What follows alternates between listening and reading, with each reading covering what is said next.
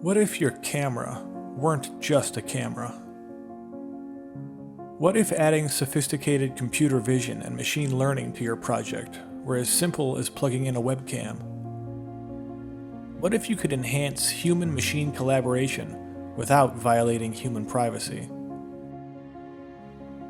The time for what if is over. It's time for what's next.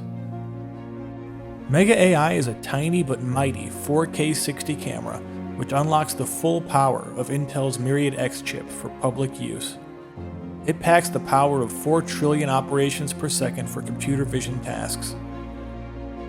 Hardware-level H.264 and H.265 support is now available, including 4K 30 real-time encoding with no load to the host system, making it perfect for use with low-energy hosts like the Raspberry Pi. It even supports 4K 60 raw output.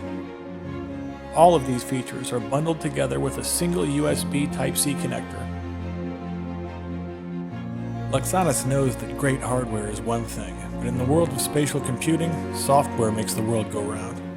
That's why DepthAI, megaAI's Python-based software interface, is backed by the world's most popular computer vision library, OpenCV. megaAI is the biggest little thing in computer vision today. Find out more at luxonis.com. So, what's next?